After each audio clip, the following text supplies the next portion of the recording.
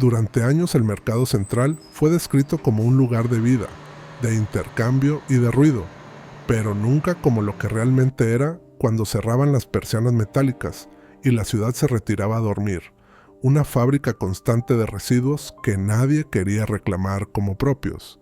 En aquella España de principios de los 60, todavía acostumbrada a sobrevivir sin mirar demasiado a los lados, la basura era una consecuencia incómoda del progreso, algo que debía desaparecer sin preguntas, sin registros precisos y, sobre todo, sin testigos. Yo entré en ese circuito sin vocación, aceptando un puesto como conductor de recogida nocturna porque no había muchos otros trabajos que no exigieran recomendaciones o silencios más peligrosos. Mi tarea era sencilla en apariencia: cargar lo que sobraba en los mercados municipales y llevarlo a los vertederos autorizados en las afueras. Nadie me preguntaba demasiado, y yo tampoco tenía interés en explicar nada. En aquellos años, pasar desapercibido era una forma de seguridad. Con el tiempo, entendí que el verdadero valor de aquel trabajo no estaba en lo que se cargaba, sino en cuándo se hacía. Los comerciantes necesitaban vaciar rápido, antes de que el olor llamara la atención de inspecciones sanitarias, y el ayuntamiento necesitaba cifras limpias a final de mes, sin entrar en los detalles del proceso. Entre ambas urgencias existía un espacio pequeño, sin nombre ni normativa clara, que solo se hacía visible para quien recorría esas rutas noche tras noche, aprendiendo a leer los tiempos muertos y las prisas ajenas. La primera vez que lo noté fue una madrugada húmeda, cuando un encargado me pidió que retrasara la carga de unas cajas un rato más. No pregunté para qué ni para quién, simplemente esperé, fumando apoyado en el camión, mientras las luces del pabellón se apagaban. Aquella espera, entendí después, tenía un valor que no figuraba en ningún contrato. No era ilegal, no era siquiera excepcional, pero habría una posibilidad que nadie había querido formalizar. A partir de entonces, empecé a observar con más atención. ¿Qué mercados acumulaban más desperdicio los lunes? ¿Cuáles apuraban hasta el límite los viernes? ¿Qué rutas siempre parecían flexibles y cuáles no soportaban retrasos? No pensaba en hacer negocio, pensaba en sobrevivir sin conflictos, pero sin darme cuenta estaba aprendiendo algo que otros evitaban por asco o por indiferencia, que incluso lo que se desecha sigue formando parte de un sistema que alguien tiene que gestionar. El olor seguía ahí, constante, espeso, una mezcla de fruta pasada y carne tibia, pero dejó de molestarme.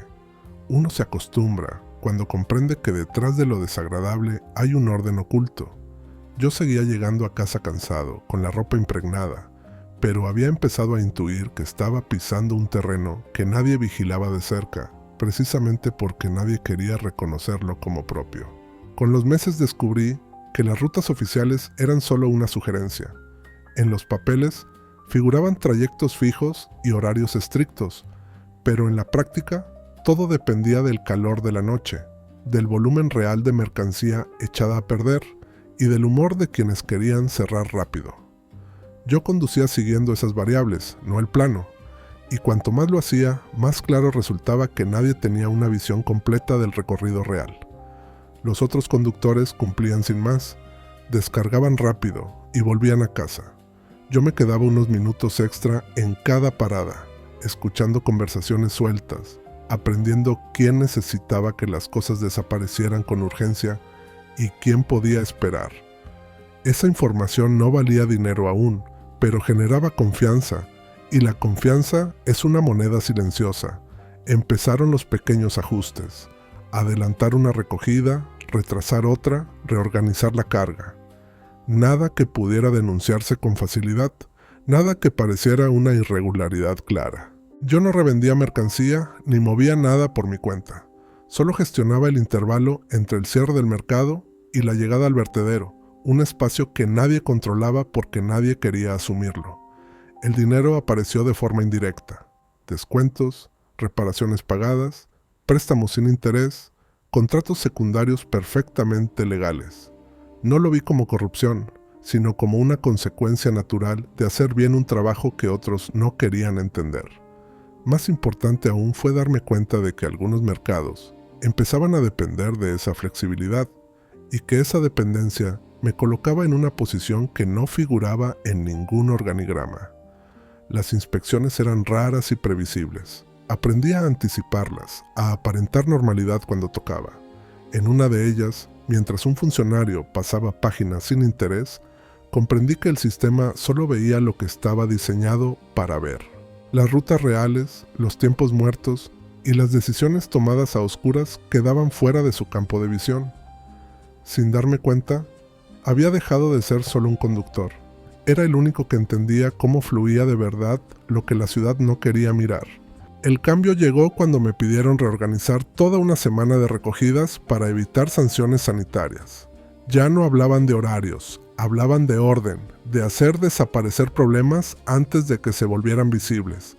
Acepté sin prometer nada, consciente de que estaba asumiendo una función que nadie había querido definir. Las llamadas se multiplicaron, intermediarios, asociaciones, pequeños productores. Yo no prometía resultados, prometía gestión del tiempo, y en una ciudad que producía más de lo que podía procesar, eso era poder. El dinero creció a través de contratos y subcontratos. Empecé a coordinar más que a conducir, y entonces llegó la noche en que el camión se detuvo del todo, en una carretera secundaria, sin luces cerca y con la carga intacta. Sentado en la cabina, esperando a quien no debía llamar primero, pensé por primera vez que todo podía terminar allí. No por una denuncia, sino por una avería banal que obligara a alguien a hacer preguntas fuera de horario. Cuando el motor respondió, no sentí alivio, sino una advertencia muda. El margen existía, pero no perdonaba descuidos. A partir de ahí, entendí que el peso ya no se medía en kilos, se medía en influencia. Dormía peor, repasando cada decisión, sabiendo que cuanto más invisible era el circuito, más frágil se volvía. El error fue pequeño y por eso peligroso. Confié en un intermediario nuevo, con demasiadas ganas de agradar y poca experiencia en callar. No pasó nada inmediato, pero semanas después, noté preguntas repetidas en distintos despachos, formuladas con palabras casi idénticas. Cerré esa puerta, pero ya era tarde. Alguien había empezado a unir piezas.